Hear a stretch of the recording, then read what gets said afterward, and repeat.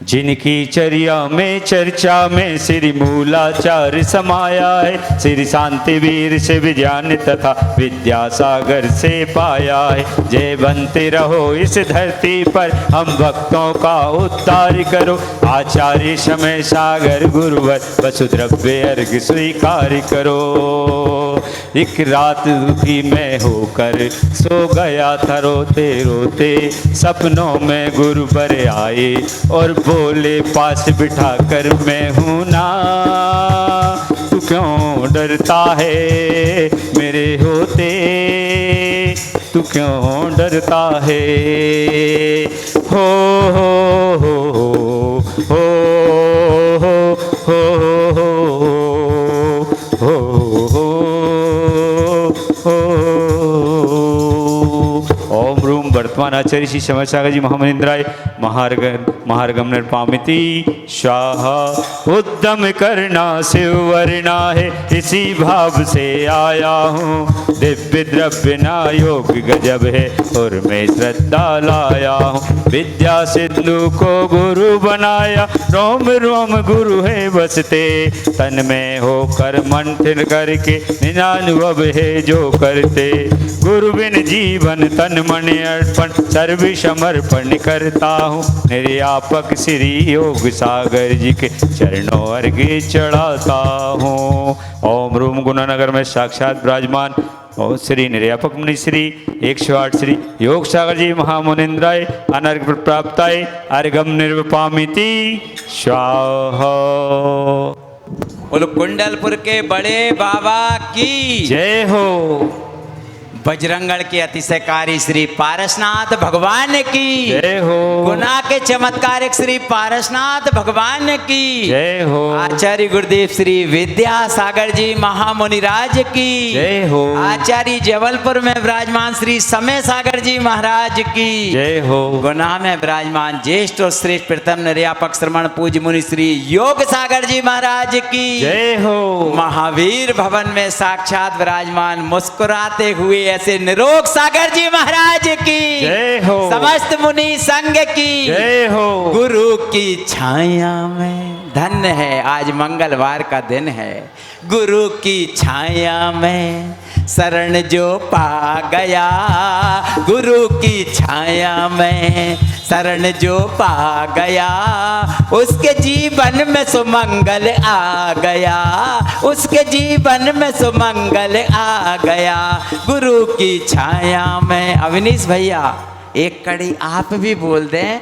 गुरु की छाया गुरु में, की छाया में जो भी है आ गया, गुरु की छाया में शरण जो पा गया, उसके जीवन में सुमंगल आ गया। वैसे भी आज का दिन बहुत महत्वपूर्ण है, इसलिए है कि हमारे ही मध्य प्रदेश में उस भद्दलपुर नगरी में, उस विदिशा नगरी में जिनका आज मोक्ष हुआ है, उनके चार कल्याणक हुए हैं। ऐसे शीतलनाथ भगवान की जय हो। धन्य है ऐसी नगरी जहाँ गुरुदेव के और महाराज श्री के अनेक बार चरण पड़े हों। आज विद्युत वरकूट सम्मेशकर से शीतलनाथ भगवान ने मोक्ष लक्ष्मी को प्राप्त किया है। ऐसे परम पावन दिवस पर हमारे नगर गुना में बहुत सारे श्रावक श्रेष्ठी अतिथिगण पधारे हैं। सबसे पहले तो आप सब उनके सम्मान में जोरदार तालियां बजाइएगा। हमारे बीच में जबलपुर से, जगदलपुर से एवं रहली पटना से, कोटा से, जहाँ जहाँ से भी अतिथिगण पधारे हैं, मैं बहुत आदर और सम्मान के साथ उनको यहाँ आमंत्रित कर रहा हूँ। कृपया पधारें और पधार कर आचार्य महाराज के चित्र के समक्ष दीप प्रज्वलन करने का सौभाग्य प्राप्त करें। महिलाएं भी पधारें, पूरे परिवार के साथ आप पधारे हैं धर्मनगरी रहली से, पटना से, जबलपुर से, जगदलपुर से, कोटा से। कृपया पधारें और पधार कर दीप प्रज्वलन करने का सौभाग्य प्राप्त करें।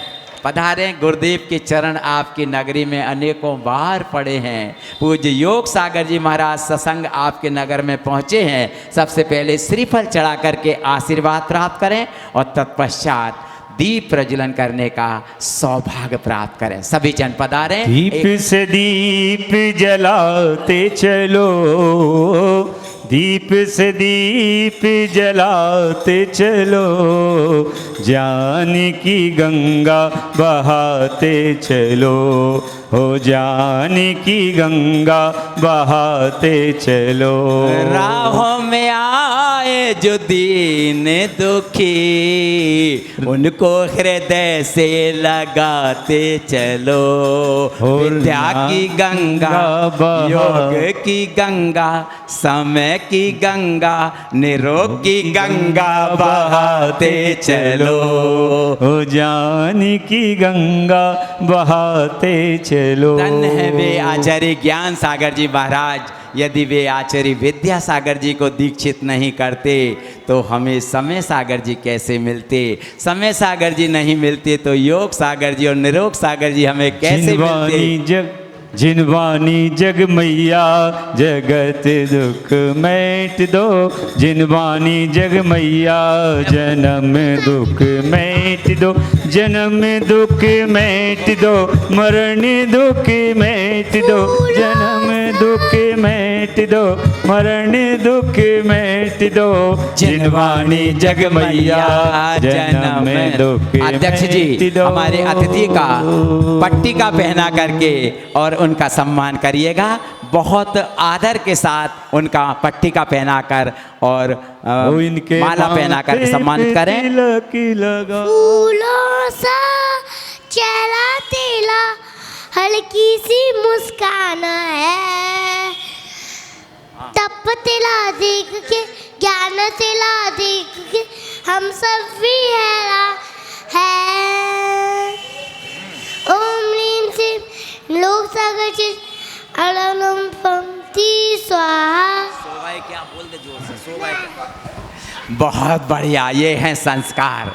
जोरदार तालियां बजाइए इस बिटिया रानी के सम्मान में। बहुत अच्छी भावनाएं गुरुवर के प्रति। और अब चूँकि हमारे समक्ष विराजमान हैं पूज्य महाराज श्री, लेकिन आज एक घोषणा करना चाहता हूँ, वो इस प्रकार की कि अनंत चतुर्दशी के दिन महाराज श्री, यदि आप शिक्षा के क्षेत्र में हमें जागृत नहीं करते, प्रथम प्रवचन आपके ही हुए थे, आपने ही हमें बताया था कि शिक्षा कितनी गर्त में जाती जा रही है। यदि जैन समाज जागृत नहीं हुआ तो आगामी समय में हमारे बच्चे पाश्चात्य संस्कृति का शिकार हो जाएंगे। और आपकी बात को पूरी समाज ने सिरोधारी करते हुए जो विद्यालय निर्माण का मन बनाया है, उसमें निरंतर दान के क्षेत्र में वृद्धि होती जा रही है। परसों कमल रेडीमेड परिवार ने 1,08,000 रुपये की राशि विद्यालय निर्माण के लिए प्रदान की।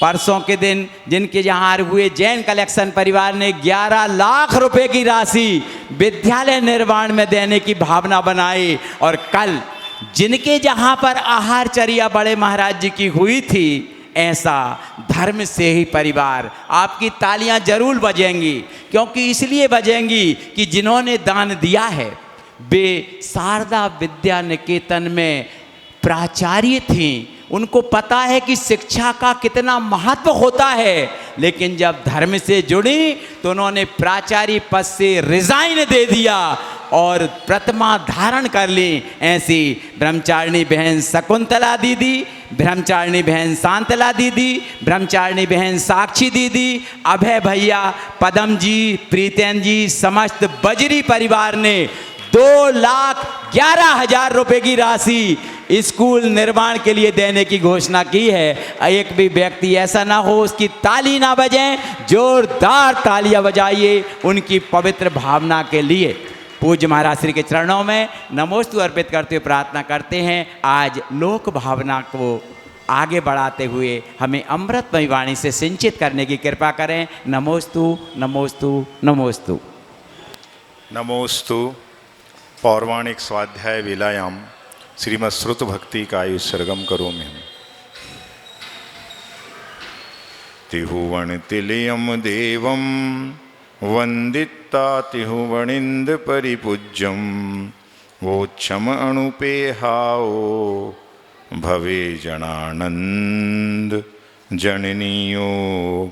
देवादिदेव मूल नायक श्री चिंतामणि पार्श्वनाथ भगवान की, आज के दिन मोक्ष पधारे श्री शीतलनाथ भगवान की, चतुर्विंशति तीर्थंकर भगवंतों की, परम पूज्य आचार्य प्रवर्षी स्वामी कार्तिकेय महामुनिराज की, संत श्रोमणी आचार्य भगवंत गुरुदेव श्री विद्यासागर जी महामुनिराज की, वर्तमान परंपराचार्य गुरुदेव श्री समय सागर जी महामुनिराज की, ज्येष्ठ श्रेष्ठ निर्यापक श्रणमुनि श्री योग सागर जी महामुनिराज की, 3 कम 9 कोटि महामुनिराजों की, परम पूज मुनि श्री निरोग सागर जी महाराज की, समस्त मुनि संघ की। कार्तिकेय अनुप्रेक्षा नामक यह ग्रंथ, जिसमें 12 भावनाओं का सजीव चित्रण जैसा चल रहा है। एक एक भावना होते होते अपन 10वें नंबर की भावना पे आ चुके हैं।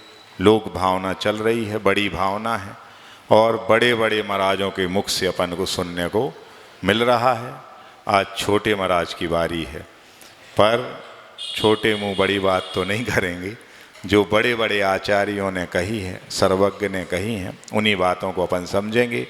कल पूज्य ज्येष्ठ श्रेष्ठ निर्यापक मुनि श्री योग सागर जी महाराज ने आपको 212 नंबर की कारिका तक पढ़ाई थी, और जैसा कि 211 नंबर की कारिका में पुद्गल की महिमा गाते हुए कि माने देखो पुद्गल की कैसी शक्ति होती, अदृश्य शक्ति होती है कि इस जीव के केवल ज्ञान स्वभाव को भी ढक देती है।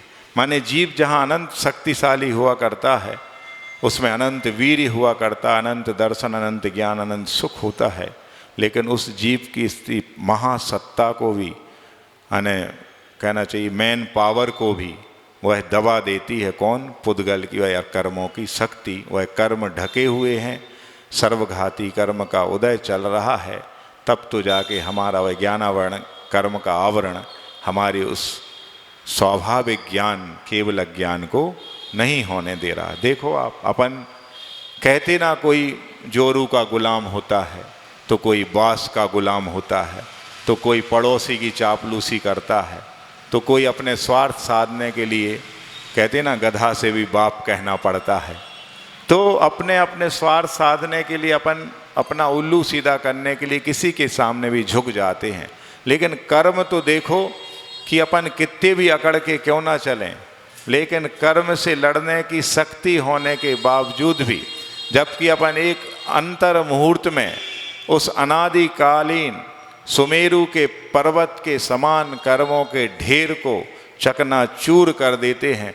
वो डायनामाइट जो है, वो तो एक छोटे से एरिया को चकनाचूर करता है विस्फोट के द्वारा, लेकिन ध्यान रूपी शक्ति ऐसी होती है जिसके द्वारा अनादिकालीन कर्मों के पर्वतों के ढेर को अंतर मुहूर्त में चकनाचूर किया जा सकता है, भस्मसात किया जा सकता है।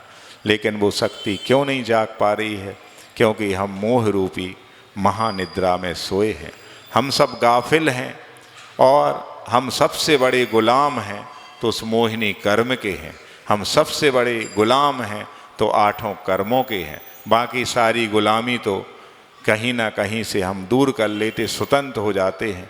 देश भी आज़ाद हुआ था 15 अगस्त 47 को, समझ गए? सब कुछ हो जाता है। हम भी कभी कभी आज़ाद होते जाते हैं, सब रिश्तों से, सब नातों से, लेकिन अंदर जो मोहिनी कर्म बैठा है वो हमें बार बार चिद निद्रा में सुलाता है, गाफिल करता है, और हम पुनः वही ABCD से अपनी ज़िंदगी फिर से जीने लगते हैं। संसार कितना सा है, तो इन्हीं कार्तिकेय महाराज ने अभी गाथाओं में बताया होगा, आपने सुना होगा। कुछ नहीं है, पुराने कर्म राग देश जो हैं, कसाय हैं, उनका उदय आता है। क्यों आता उदय? क्योंकि अपन नहीं बांधे थे, तो उदय में आते हैं। जब वो उदय में आते हैं तो उन्हीं कर्मों के फलस्वरूप हमें यह शरीर मिलता है। शरीर मिलता है तो इसमें 5 इंद्रियां और मन मिलता है। जब ये 6 मिल जाते हैं, इनके विषय 28 हो जाते हैं, तो वो 28 विषय क्या करते हैं? हमें पुनः संसार की ओर आकर्षित करते हैं, और हम पुनः उन विषयों में फंस करके राग द्वेष की परिणति करते हैं, और पुनः हम उन कर्मों से बंध जाते हैं। फिर वो कर्म बंधते हैं, फिर उदय में आते हैं, और इस प्रकार इस चतुर्गति रूप परिभ्रमण, यह 84 लाख योनियों में घूमने रूप संसार हमारा अनादिकाल से चल रहा है। हम कितना सब सुन रहे हैं, कितना समझ रहे हैं, उसके बाद भी आचरण में नहीं ला पा रहे हैं। जहाँ से हमारी ज़िंदगी शुरू होती है और जब हम मरने को होते हैं तब केवल पश्चाताप होता है कि हमने कितना अच्छा यह जीवन ऐसे ही खो दिया। हम सब कुछ कर सकते थे लेकिन हम कुछ भी नहीं कर पाए और आज हमें जाना हो रहा है। और कई लोग तो ऐसे ही चले जाते हैं। आजकल तो कई लोगों की डेथ ऐसी सुनी कि सोए तो फिर उठे ही नहीं, उनको तो होश ही नहीं था, चले गए। पर वे भाग्यशाली हैं जो होश पूर्वक अपने प्राण छोड़ते हैं। जाते जाते भी यदि उनको पश्चाताप हो जाता है तो यानी उनने अपने उस अगले भाव की तैयारी कर ली जो कि उनको अच्छा मिलेगा। हम सोने के पहले भी, जबकि हम अंतिम नींद ले रहे हों, उस निद्रा के पहले भी यदि हम जाग जाते हैं तो वो हमारा सोना नहीं कहलाता है, जागना कहला जाता है। ये सब बातें अपन इस ग्रंथ में पढ़ रहे हैं तो उस पुद्गल की शक्ति के बारे में पढ़ा जिसने केवल ज्ञान स्वभाव को नाश करके रख दिया है। फिर उसके बाद धर्म और अधर्म द्रव्य के उपकार के बारे में पढ़ा कि धर्म द्रव्य जो है धर्माष्टिकाय है, वो जीव और पुद्गल, चलते हुए जीव और पुद्गल के चलने में सहायक होता है, और अधर्म द्रव्य रुकते हुए पुद्गल और जीव के रुकने में सहायक होता है। ये 212 नंबर की गाथा कल हो चुकी थी। आज अपन को पढ़ना है, क्या पढ़ना है? आकाश जो तत्व होता, आकाश जो द्रव्य होता है, पंचाष्टिकाय होता है, उसके स्वरूप के बारे में अपन को 213 नंबर की गाथा अपन उच्चारण करते हैं। शैलाणम दब्बाणम जमदादुम शक्य देहि अवगासम तम आयासम दुविहम लोया लोयाण भेयण। कह रहे हैं सकलानम द्रव्याणम यद दातुम शक्नोति ही अवकाशम। जो 6 द्रव्य हैं, समस्त द्रव्य हैं, उन 6 ही द्रव्यों को जो अवकाश देता है, जो अपने में स्थान देता है, जो कि मोस्ट वेलकम करता है, आओ आप सबका स्वागत है। और अपन क्या करते हैं कि केवल अपने जो 4 दीवारी में कैद रिश्ते नाते हैं, संबंधी हैं, उनका तो मोस्ट वेलकम करते हैं। और वही पड़ोसी है तो उसको धुतकारते हैं, उसको सीधी निगाहों से नहीं देखते हैं। कितनी विडंबना है। हमें इन आकाश द्रव्य से सीखना चाहिए, इस आकाश तत्व से सीखना चाहिए कि जो खुद अपने आप को अवकाश देता है, साथ में जितने भी 5 द्रव्य और हैं, जीव, पुद्गल, धर्म, अधर्म और काल, इनको भी अवकाश देने की यदि शक्ति किसी में है तो किस में है? आकाश द्रव्य में है। और वो कहते हैं तम आयासम दुभियम। वह आकाश 2 प्रकार का होता है, एक तो लोकाकाश और एक अलोकाकाश। तो उन्होंने परिभाषा बताई कि लोकाकाश किसे कहते हैं या लोक किसे कहते हैं। तो उन्होंने सामान्य शब्द से बता दिया, लोक्यन्ते दृश्यन्ते जीवादि पदार्था यत्र स लोका। जहाँ जीवादि पदार्थ जो माने दिखाई देते हैं, पाए जाते हैं, उसे क्या बोलते हैं?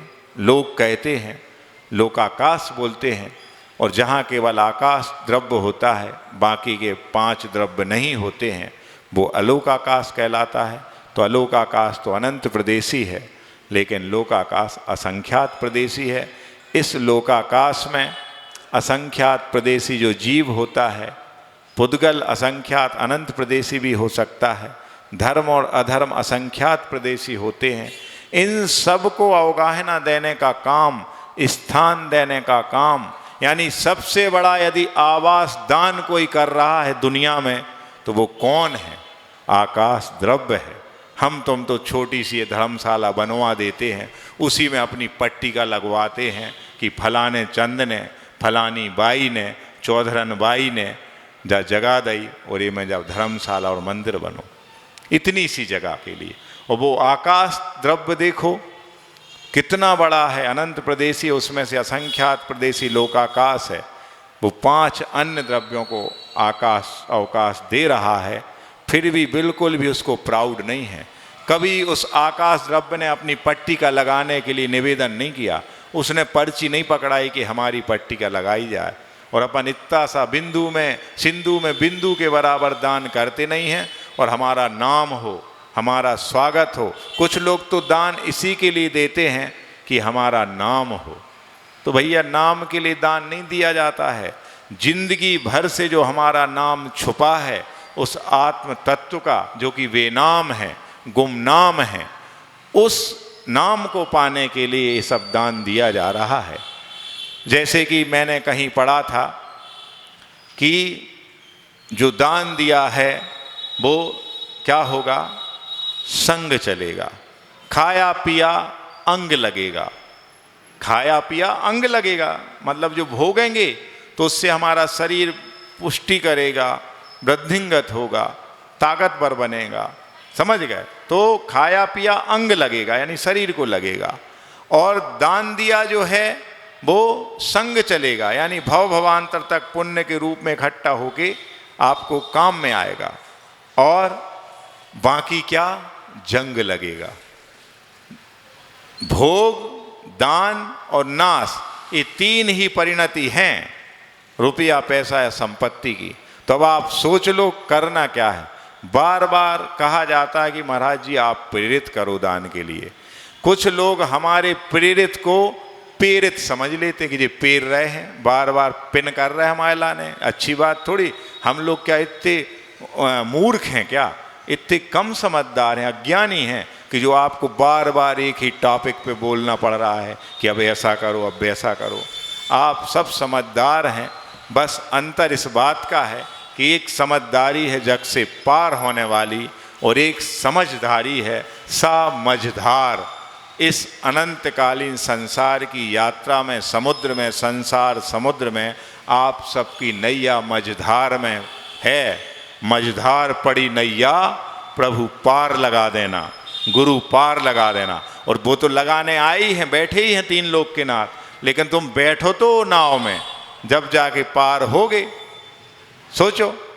तो इसलिए ये जितने भी प्रकल्प यहाँ हो रहे, यहाँ आप कोई मंदिर निर्माण तो हो नहीं रहा, जितने होना थे हो गए।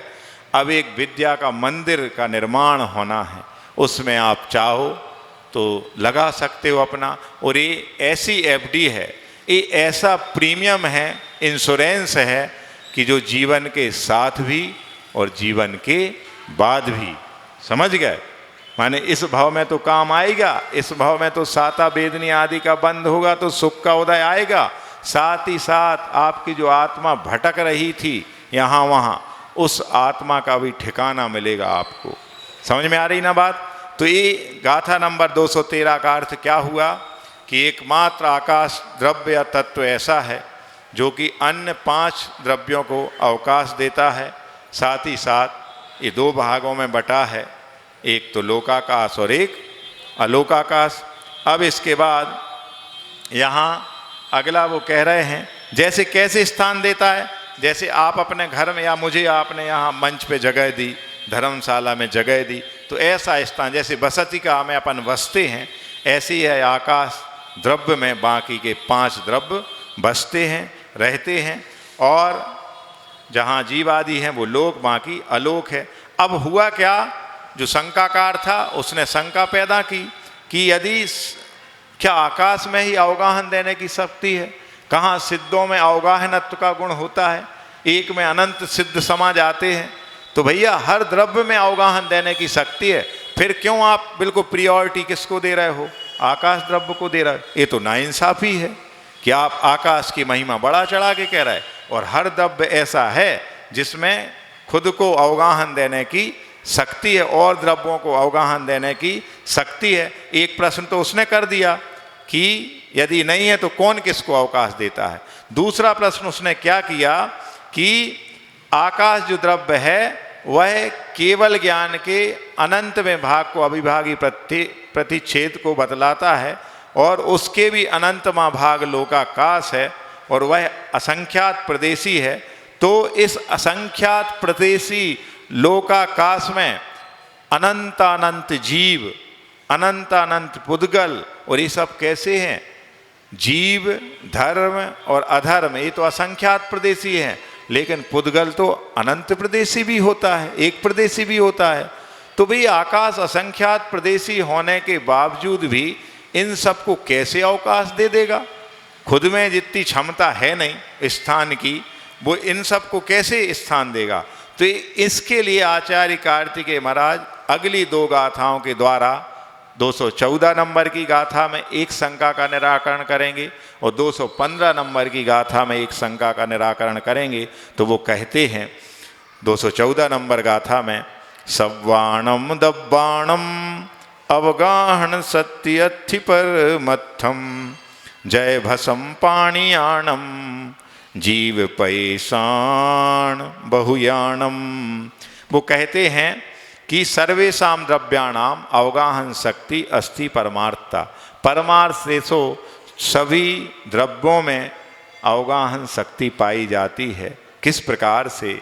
यथा भस्म पानीयो, जिस प्रकार से जो भस्म हुआ करती है वो क्या होती है? समा जाती है, या उसमें सब समा जाते हैं। उसी प्रकार से सब द्रव्यों में भी अवगाहन शक्ति होती है एक दूसरे को समाहित करने की परमार्थ से। और जीव प्रदेशानाम जानी ही बहु का नाम, और उसी प्रकार से जीव के असंख्यात प्रदेश में क्या होती? भस्म में और जल में अवगाहन शक्ति देने की क्षमता है। उसी प्रकार जीव आदि द्रव्यों में भी होती है। और जीव के कैसे असंख्यात प्रदेश होते हैं, तो उन असंख्यात प्रदेशों में भी एक एक प्रदेश पे समा जाते सब। आपने जैसे सिद्धों के बारे में पढ़ा ही है कि वो जो सिद्ध शिला है वो तो फिक्स है, 45 लाख योजन की है। और 2.5 दीप भी कितना है? 45 लाख योजन का है। और 2.5 दीप यानी मनुष्य लोक है, उसी से मनुष्य सिद्ध होते हैं। तो वो जब जहाँ से सिद्ध हुए सीधे ऊर्ध्वगति को जाते हैं, तब वहाँ इसके पहले अनंतानंद सिद्ध हो गए हैं, तब वो पहले से विराजमान है, तो उसी में जाके ये समझ आते हैं। तो वो उदाहरण के द्वारा ये समझा रहे हैं किस प्रकार से कि चाहे वो जीव हो, चाहे पुद्गल हो, धर्म अधर्म, आकाश तो है ही, काल हो, उन सब में निश्चय से अवगाहन शक्ति है। कैसे कि जैसे पानी का भरा हुआ घड़ा है, उसमें अब और पानी बिल्कुल लबालब भरा है, बिल्कुल ऊपर तक सिरे तक, एक बूंद भी पानी डालते हो तो वो ढुक जाएगी, नीचे आ जाएगी।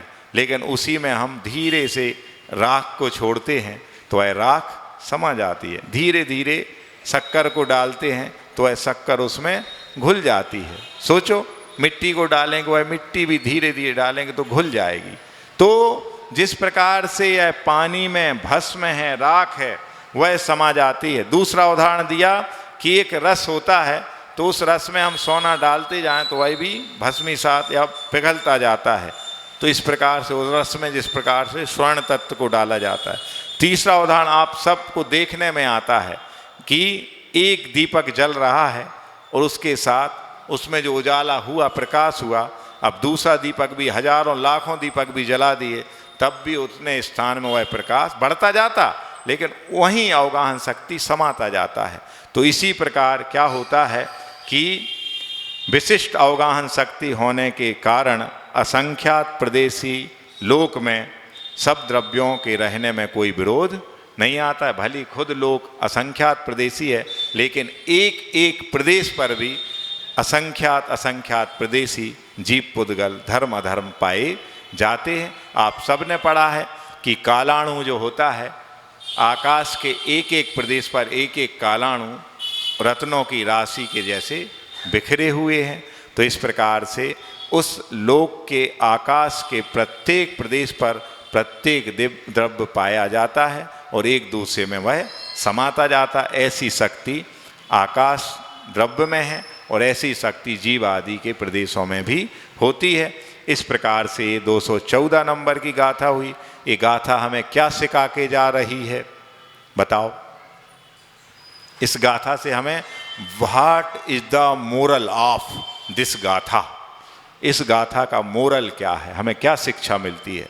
तो इस गाथा से अपन को शिक्षा मिलती है कि अपन भी अपने साधर्मी बंधुओं को, जीव तत्व को, यहाँ तक कि जितने भी द्रव्य हैं उन सबको अपने में अवगाहन देने की शक्ति जब रखते हैं तो क्यों हम फिर विरोध पैदा करते हैं? क्यों हम पाई पाई के लिए भाई भाई से लड़ते हैं? क्यों हम एक एक इंच की जगह के लिए अपने मधुर संबंधों में खटास लाते हैं, दीवारें उठाते हैं और फिर ऐसी दीवारें उठा लेते हैं कि पूरी ज़िंदगी निकल जाती है। उसमें एक छोटा सा आला देते, खिड़की देते हैं और फिर उसी में झांक के बस एक दूसरे को देखते रहते हैं। कहाँ खुले आसमान में जीने के लिए अपन को ऐसे पर मिले थे उड़ने के लिए, उस स्वतंत्र आकाश में स्वतंत्र जीवन जीने के लिए। वो कहाँ हमने बंधनों में बांध लिया अपने आप को, राग द्वेष की परिणति करके हमने उस जीव की स्वाभाविक शक्ति को दबा दिया। वो दोष देते हम कर्म के उदय को। भाई कर्म बांधा किसने था? अपन सब नहीं तो बांधा अपने परिणामों से। हम चाहते तो उस कर्म के उदय में अपने आप को गाफिल होने से बचा लेते। हम उस कर्म के उदय में समता रूपी शस्त्र का प्रयोग करते तो कर्म रूपी शत्रु अपने आप ढेर हो जाता। इतना शस्त्र सबको मिला है, ऐसा शस्त्र है समता, हर के पास विराजमान है।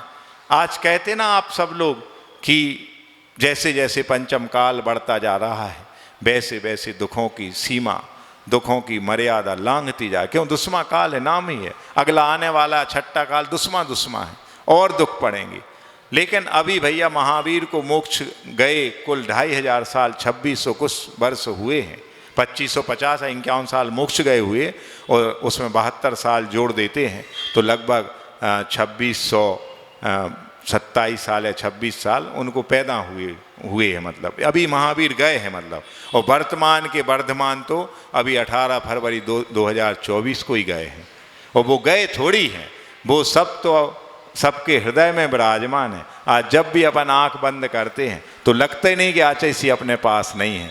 आज भी जब भी उनके प्रवचन आदि कहीं सुनाई देते हैं, किसी भी मोबाइल पे दिखाई देते हैं तो लगता भी आचार्य विराजमान है, हम सबके बीच हैं। लगता ही नहीं ऐसा। क्यों नहीं लगता? क्योंकि उस संत ने जीवन जिया है। कैसे जिया है? तो दूसरों के दिलों को जीत करके जीवन जिया है। अपन सब तो एक दूसरे के जीतने की होड़ में हैं, लेकिन उन्होंने क्या किया है?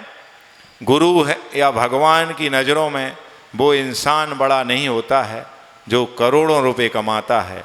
गुरु या भगवान की नज़रों में क्या वह बड़ा होता है जो करोड़ों के दिलों को जीतता है। करोड़ों रुपए नहीं कमाता, करोड़ों के जो दिलों को जीत लेता है, करोड़ों हृदय में जो जगह पा लेता है, वह इंसान सबसे बड़ा होता है। किसके अकॉर्डिंग? सर्वज्ञ के अकॉर्डिंग, प्रभु के, गुरु के अकॉर्डिंग वो इंसान बड़ा माना जाता है। तो भैया करोड़ों कमाए लोगे, कुछ नहीं, यहीं का यहीं धरा रह जाएगा।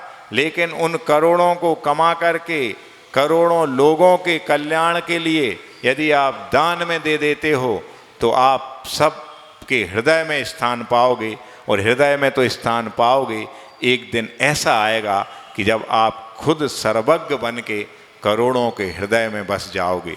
सोचो आप।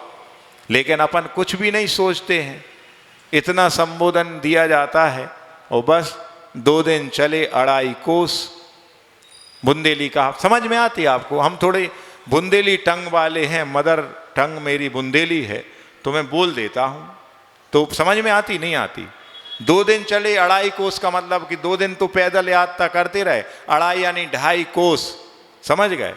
1 कोस मतलब लगभग 3 किलोमीटर का होता है, तो लगभग 7-7.5 किलोमीटर चल पाए। 2 दिन चले लगातार 48 घंटे, तो कहाँ चले? कुछ नहीं चले। कहाँ मुनिराज 1 घंटे में चलते 7-8 किलोमीटर, और आप 48 घंटे में नहीं, तो कुछ नहीं चले, यानी आप चले ही नहीं। इसी प्रकार दूसरी कहावत है कि रात भर पीसो और पारे से उठाओ। मतलब पहले पत्थर की जो चक्की चलती थी ना हाथ से, तो वो माँ लोग चलाती थी रात में उठ करके। अब वो चलाते रहे। जब सुबह देखा उजाला हुआ तो जाके देखा तो पारा यानी एक प्लेट, तो प्लेट से उठा पाया। इतना आटा हुआ उस गेहूं का पिसने के बाद। तो क्या चलाया? कुछ नहीं चलाया। ऐसे ही अपन अनादिकाल से ये चलाते आ रहे हैं चक्की, और कुछ भी नहीं पिस रहा है।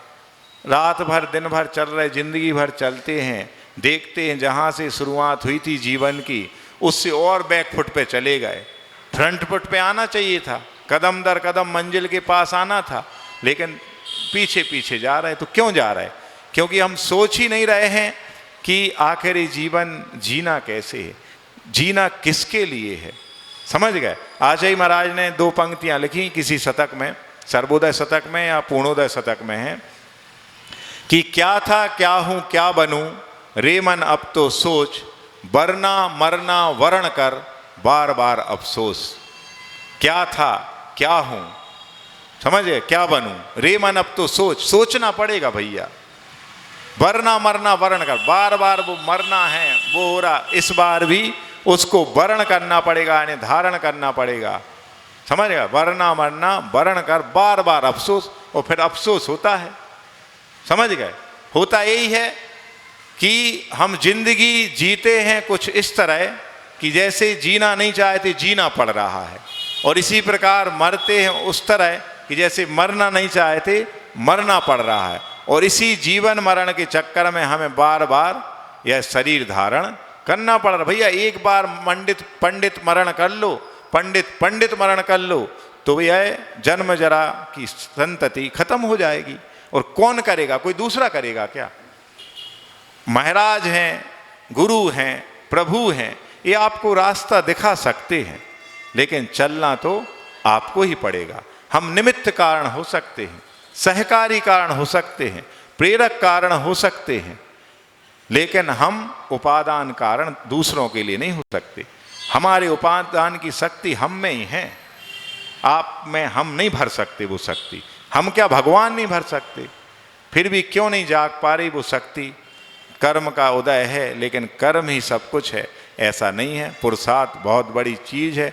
पुरुषार्थ यदि अपन करते हैं तो आज का पुरुषार्थ ही हमारा कल का भाग्य बनता है।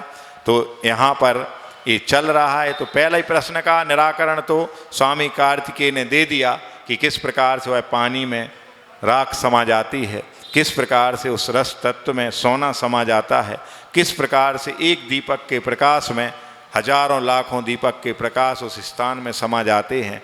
इसी प्रकार आकाश द्रव्य में वो सारे द्रव्य या जीव द्रव्य में या और सब द्रव्य में खुद की अवगाहन शक्ति के फलस्वरूप सब कुछ समा जाते। तो एक शंका का निराकरण तो हो गया। दूसरी शंका जो उसने की थी कि इतने सारे असंख्यात प्रदेशी जीव पुद्गल आदि हैं, और असंख्यात प्रदेशों का वह कालाणु जो एक एक प्रदेशी है, लेकिन असंख्यात प्रदेशी काल द्रव्य है, और खुद लोकाकाश असंख्यात प्रदेशी, तो ये कैसे होगा। तो उसके लिए दूसरी गाथा आ रही है, उसके लिए अपन पढ़ते, कौन सी, 215 नंबर की गाथा है, इसको पढ़ते हैं। जदिना हवा दिशा सत्ती सहाव भूदा ही सब्दवाणम एक कास पये से कहता सवाणी वट्टंती।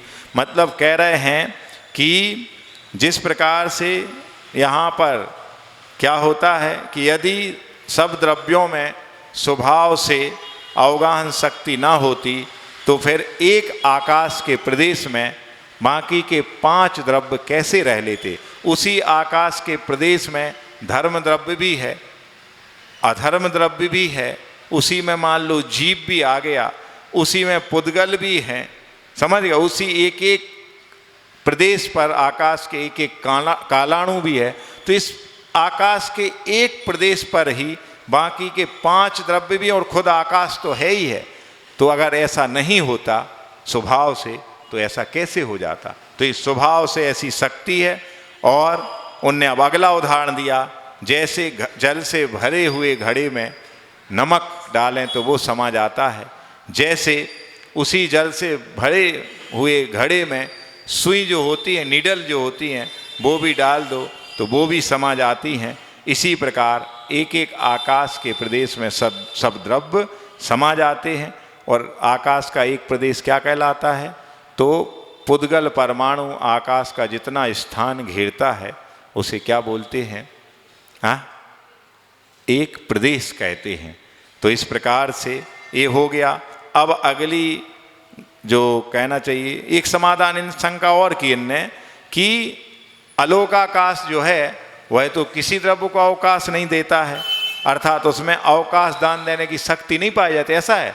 तो वो आचार्य महाराज कहते नहीं, ऐसा नहीं है कि उसमें शक्ति नहीं पाई जाती है, बल्कि क्या है कि आकाश, अलोकाकाश में आकाश के सिवाय अन्य कोई द्रव्य नहीं पाया जाता, किंतु इससे वह अपने स्वभाव को नहीं छोड़ता। मतलब उसका स्वभाव तो क्या है, अवगाहन देने की शक्ति का स्वभाव है, अवगाहन देने की शक्ति है उसमें दूसरों को, लेकिन वहाँ और द्रव्य खुद नहीं है, इसलिए वो अकेला है वहाँ पर। लेकिन यदि कोई चला जाए तो वहाँ पे वह अवकाश दे देगा।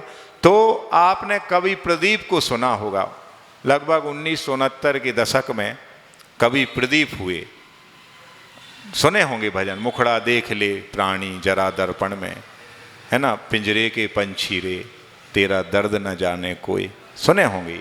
तो उसमें उनका एक भजन आता है जिसमें तारों के बारे में उनने कहा है कि वो तारे देखो आकाश में हमने कभी झगड़ते हुए नहीं देखे, इतने असंख्यात ज्योतिष देव हैं तारे, सूर्य, चंद्र आदि, एक एक चंद्र के परिवार में कई कई करोड़ तारे पाए जाते हैं, लेकिन कभी तारों को झगड़ते हुए देखा? कभी तारों ने अपने जो कंबाइंड फैमिली उनकी है, एक एक चंद्र का इतना बड़ा बड़ा परिवार है, कभी आपने सुना हो उनमें पार्टीशन हो गया हो, उनमें न्यारपन हो गया हो और उसकी अपील सुप्रीम कोर्ट में या इंटरनेशनल कोर्ट में लगाई हो किसी ज्योतिष के देव ने? सुना ऐसा? कभी नहीं सुना। फिर अपन क्यों लड़ते हैं आपस में, क्यों झगड़ते हैं? हमारे थोड़ी सी भी ईगो को ठेस पहुंचती है, थोड़ी सी भी हमारे स्वार्थ की पूर्ति नहीं होती है, तो हम स्वार्थ की पूर्ति के लिए अपनों को ही पराया कर देते हैं। क्यों करते ऐसा? क्या मिलता है इससे, बताओ? हाँ, माने एक जगह मैंने सुना कि आदमी जिंदगी भर अपने सुख सुविधाओं के लिए पैसा नहीं कमाता है, आधा पैसा तो वो केवल दूसरों को दिखाने के लिए कमाता है। क्या समझे आप? आज हमारी इस भागम भाग की जिंदगी में, ये आफा थापी की जिंदगी में, जबकि ना अपने आप के लिए समय है, ना कि अपने परिवार के लिए समय है, ना कि अपने बच्चों के लिए समय है, जो हमें प्राणों से प्यारे हुआ करते हैं, जिनको हम अपने जिगर का टुकड़ा कहते हैं, वो उनके लिए भी समय नहीं। कारण क्या है? हमने पूरे जीवन को केवल कमाने में लगा दिया है। आप ये नहीं सोचते हैं कि चाहे धीरू भाई अंबानी हो चले गए, चाहे मुकेश हो, चाहे गौतम अदानी हो, चाहे बिल गेट्स हो, चाहे कोई एनीबडी हो, जो भी रोटी खाता है, और एक गरीब फुटपाथ पर रहने वाला भी 2 वक्त की जून की रोटी खाता है।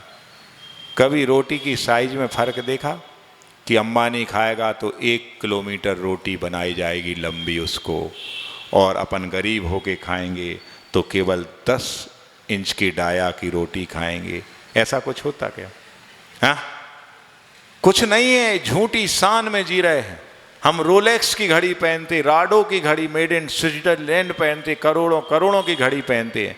तो घड़ी चाहे 20 रुपये वाली हो, चाहे करोड़ों की हो, चाहे रोलेक्स हो, चाहे राडो हो, चाहे टाइटन हो, समय तो वही दिखाएगी 24 घंटे।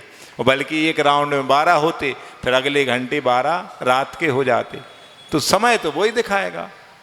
बताओ आप मान लो बहुत सुपर फास्ट शताब्दी में बैठे हो, शताब्दी में तो एक सी क्लास होती, बाकी कोई सामान्य ट्रेन है उसमें सब प्रकार की क्लास हैं, जनरल डिब्बा भी है, विकलांग का डिब्बा भी है, एसी फर्स्ट है, सेकंड है, थर्ड है, स्लीपर है। हमें आप बताओ ऐसा होता क्या कि फर्स्ट एसी का डिब्बा 4 अंगुल ऊपर चलता हो, स्लीपर 4 इंच नीचे चलता हो, स्लीपर में ज़्यादा झटके लगते हों? ऐसा कुछ होता? या फिर ऐसा शताब्दी का डिब्बा या फिर उस ट्रेन का फर्स्ट क्लास का डिब्बा 10 मिनट बिफोर पहुंचता हो और आखिरी में लगा हुआ जनरल का डिब्बा 10 मिनट बाद पहुंचता? ऐसा होता क्या?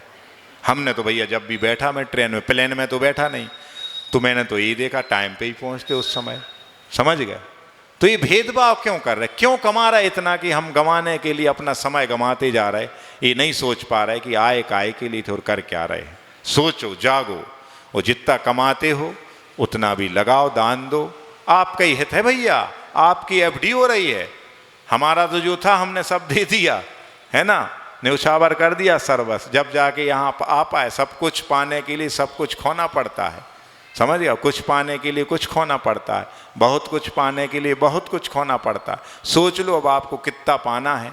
जितना पाना है परमात्मा बैठा है, हम जितनी चादर फैलाएंगे उतना परमात्मा हमें देगा। हमारी जितनी हैसियत होगी उतनी हैसियत से हमें मिलता है। जितने अच्छे भाव करोगे उतना अच्छा आपको मिलेगा।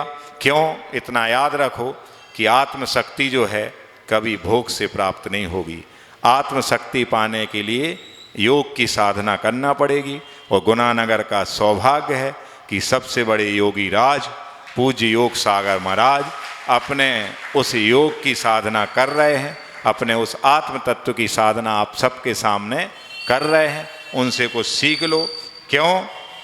क्योंकि प्रत्येक आत्म तत्व में परमात्मा बनने की शक्ति है, विद्यमान है, व्यक्ति नहीं हो पा रही है। तो क्यों ना ऐसा कर लें कि जब हम सब में वही बराबर की आत्म शक्ति है तो हम क्यों दूसरे का तिरस्कार करें?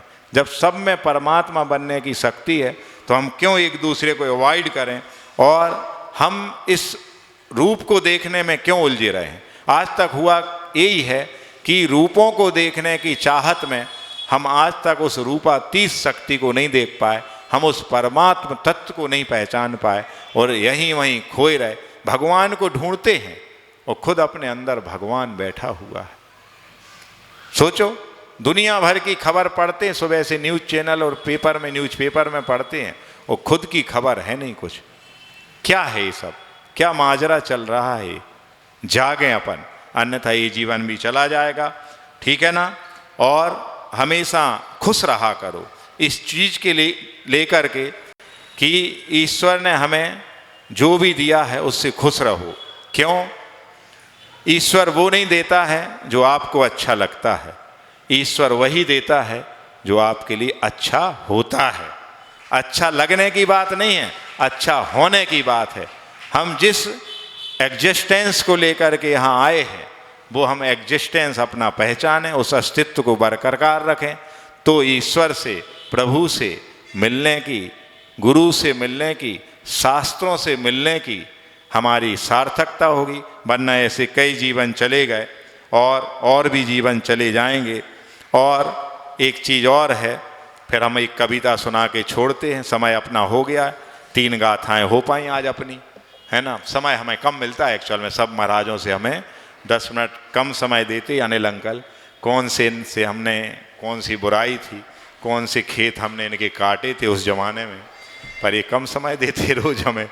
तो इसके पहले मैं कविता सुनाऊं, 2 लाइन सुनाता हूं। और कि इंसान से, जब कभी आपको किसी इंसान से मोहब्बत होती है तो वो आपकी सबसे बड़ी कमजोरी बन जाती है। और यदि उसी मोहब्बत को हम ईश्वर से, प्रभु से या गुरु से कनेक्ट कर लें, समझ गए? तो जब भी इंसान से यदि हमें मोहब्बत होगी तो आपकी सबसे बड़ी कमजोरी बन जाती है। और यदि भगवान से यदि वह मोहब्बत हो जाएगी तो वही हमारी सबसे बड़ी ताकत बन जाएगी। और वो ताकत हमें उस अनंत वीर रूपी तत्व को दिलाने में सहायक होगी, जो अनंत चतुष्टय में एक तत्व होता अनंत वीर, जो कि उन भगवान ने पाया है। तो वंदे तद्गुण लब्धे, हमें जो बनना है तो उसकी वंदना करो। यहाँ वहाँ क्यों भटक रहा है? इस दरबार पे और उस दरबार पे। एक सांचा दरबार जब अपन को मिला है, उस दरबार को छोड़ के और कहीं नहीं जाओ।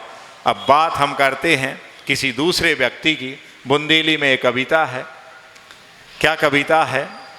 इसलिए सुना देते आप सबको कि लाइफ का जो स्ट्रेस चलता है दिन भर का, आपका सप्ताह भर का, वो दूर हो जाए। ये कोई इंटरटेनमेंट चैनल नहीं है, समझ गए? ये कोई लाफ्टर चैलेंज शो नहीं चल रहा। ये आप इंटर में इंटर कर जाओ, उसके लिए सुनाते हैं। इंटरटेनमेंट कराने के लिए नहीं, आत्मरंजन के लिए है, मनोरंजन के लिए नहीं है। ना आप हल्के में लिया करो, हंसी मजाक में लगती थोड़ी हंसी मजाक जैसी है, लेकिन ये आपको पिन करने के लिए कि आपके दिल तक छुए, दिमाग तक तो बहुत बातें आ गई हैं। और होता यही है कि इंसान को रुपया पैसा मिलता है कि आप उसका उपयोग करो, और इंसान को इंसान या गुरु मिलते हैं क्या के लिए मिलते हैं? इसके लिए मिलते हैं कि उनको आप पहचानो। और होता यही है कि इंसान का तो उपयोग कर लेता है वह इंसान, और पैसों को संभाल के रखता है। ये गलत बात है। जिसको खर्च करना है, जिसको ठुकराना है, उसको तो संभाल के रख रहा है, और जिसकी मानना है उसको आप उपयोग के नाते, मतलब के लिए आप ले लेते हो कि इनसे हमारा ये मतलब निकलता है, तो बस उतने उल्लू साध लो। सोचो, होता कि नहीं? सच बताना। माने हम लोगों से आके भी आप उसके लिए मिलने लगते हो जब आपको मतलब होता है। एक इंसान है कि हम जैसे लोगों से मतलब के लिए मिलते हैं, और एक हम जैसे संत हैं या साधु या महाराज जी जैसे बड़े हृदय के आदमी हैं कि जो लोगों से मिलने से मतलब रखते हैं। आप मतलब के लिए मिलते हैं और वो मिलने से मतलब रखते। सोचो कितने सहृदयी हैं, कितने सहज हैं, कितने सरल हैं, जो सबके लिए बैठे रहते, दरवाजा खोले अपना, सबसे मिलते रहते बिना मतलब के, और आप सब अपना अपना उल्लू सीधा कर जाते हो। सोचो आप, ये सब, इससे सबसे पाप बंद होता भैया। यहाँ आके भी आप स्वार्थ साधोगे तो निस्वार्थ भावना से कहाँ जाओगे? कब वो निस्वार्थपना अपने अंदर पैदा कर पाओगे? सोचो। तो यहाँ तो कम से कम भैया उल्लू अपने नहीं साधा करो, यहाँ तो मतलब के लिए नहीं मिला करो, बस मिलने से मतलब रखा करो, तो एक दिन तर जाओगे। कविता का टाइटल है हम तो उनकी या कह रहे, तुम्हारी नहीं कह रहे, तुमने तो बहुत अच्छे हो सब। हम तो उनकी या कह रहे, तुम्हारी नहीं, हम तो उनकी या कह रहे। जो पुरानो पुण्य है ओखों भोगों में नसा रहे, बने फिरत व्यापारी उसे पाप कमा रहे, और घाटे को सौदा करके मूछों पे ताव दे रहे। घाटे को सौदा करके मूछों पे ताव दे रहे, और तुम्हारी नहीं, हम तो उनकी या कह रहे। दुनिया की माया जोर के फूले नहीं समा रहे, और पापों की गठरी बांध के सेठ जी कहा रहे। पापों की गठरी बांध के सेठ जी कहा रहे, और हीरा से जीवन खो धूरा में खो रहे। हीरा से जीवन खो धूरा में या खो रहे, और तुम्हारी नहीं, हम तो उनकी या कह रहे। जिंदगी मुतकी आने बहुत ज़्यादा अभी, जिंदगी मुतकी अबे जा अकड़ के वे कह रहे। जिंदगी मुतकी जा बे अकड़ के जा कह रहे, और हित की बातों को भी अबे हल्के में ले रहे, और बे हित की बातों को अबे हल्के में ले रहे। अरे कल को का भरोसो रहे न रहे, तुम्हारी नहीं, हम तो उनकी या कह रहे। अबे उनको नर्तन की कीमत पता नहीं है। ये नर रूपी तन मिला ना, नर्तन, और एक नर्तन होता डांस करना, तो अबे उनको नर्तन की कीमत पता नहीं है। अबे भी कछु नहीं बिगड़ो चेत जाओ भैया, अबे भी कछु नहीं बिगड़ो चेत जाओ भैया। ना घोर दुख से हो, ना घोर दुख से हो, कैयक या सह रहे। कैयक सह रहे, यानी बहुत ज़्यादा लोग हैं ऐसे जो दुख सह रहे, और तुम्हारी नहीं, हम तो उनकी या कह रहे। अपन कछु समझाओ तो तुरत ही रोक देते हैं, तो तुरत ही रोक देते हैं। तनक ज़्यादा कहो सो जाओ और वे कहते हैं, तनक ज़्यादा कहो तो भी जाओ और कहते हैं। हमें सब पता है तो हमें यहाँ सिखा रहे, हमें सब पता है तो हमें यहाँ सिखा रहे, और तुम्हारी नहीं, हम तो उनकी या कह रहे। उनको समझावो अब मुश्किल सो लगत है, उनको समझावो अब मुश्किल सो लगत है। जे की होनहार बिगड़ी को का कर सकत है, जे की होनहार बिगड़ी ओ को का कर सकत है। और ऐसी हम नहीं, सर्वज्ञ कह रहे। जो उनकी होनहार बिगड़ गई हुए वो को अच्छी बात है, अच्छी नहीं लगत। ऐसी कौन कह रहा? ऐसी हम नहीं, सर्वज्ञ कह रहे। और तुम्हारी नहीं, हम तो उनकी या कह रहे। तब जब इतना सब ने सुन लिया जिसको सुना रहे थे, तब वो सामने वाला बोलता है, का है भैया, उनकी कहत हमारी तो नहीं कह रहे, उनकी कहत हमारी तो नहीं कह रहे। तो सामने वाला बोलता है, अरे हाँ, हम तो उनकी या कह रहे, अरे हाँ, हम तो उनकी या कह रहे। तो अब समझ लो किनकी कह रहे थे, है ना। इन्हीं भावों के साथ कि अपन सब में भी आकाश द्रव्य की भांति, उन अनंत अनंत सिद्धों की भांति जो अवगाहन शक्ति विराजमान है, वो प्रकटित करने की जो शक्ति है वो उद्घाटित हो। हम भी इस राग द्वेष की प्रणाली से ऊपर उठ पाएँ, और वो अनंत जो सहन शक्ति है उसको हम जागृत करें। कोई कहे कि वर्तमान में दुख बढ़ गए हैं, हमारा दुख उनसे ज़्यादा है। दुख नहीं बढ़े हैं भैया, सहन शक्ति कम हो गई है। जो जितनी ज़्यादा अपनी सहिष्णुता को, सहनशीलता को जगा लेता है, वो उतना ज़्यादा और मजबूत बन जाता है। उसमें और सहने की क्षमता डेवलप हो जाती है, और एक दिन ऐसी क्षमता आ जाती है कि 10 भाव तक जिसने बैर किया, पीड़ाएं देकर मन मानी, फिर हार मानकर बैठ गया, वह एक कमठ अभिमानी। ऐसा है ना पूजन में, तो वो शक्ति अपन में भी आ जाती है। बस ऐसी शक्ति अपन सबके जो छुपी है वो सब उद्घाटित हो। बोलिए आचार्य गुरुवर विद्यासागर जी महामुनिराज की। बोधि समाधि परिणाम शुद्धि, स्वात्मोपलब्धि शिवशोक सिद्धि, चिंतामणिम चिंतित वस्तुदाने, त्वाम वंद मानस ममास्तु देवी, कायुस्सर्गम करोम्यहम। अच्छा समय मालूम ही नहीं पड़ता। जब आप जैसे संत जब धर्म उपदेश देते हैं तो समय का पता ही नहीं चलता है। और हम सौभाग्यशाली हैं कि पूज्य योग सागर जी महाराज का सत्संग सानिध्य पाकर गुणानगर अपने आप को कृत अनुभव कर रहा है। इसी पवित्र भावना को लेकर माँ द्वादशांग जिनवाणी को हम अर्घ्य समर्पित करते हैं। हे जल चंदन अक्षत पुष्प चरुचत, दीप धूप अति फल लाभे, पूजा को ठानत जो तुम जानत सो।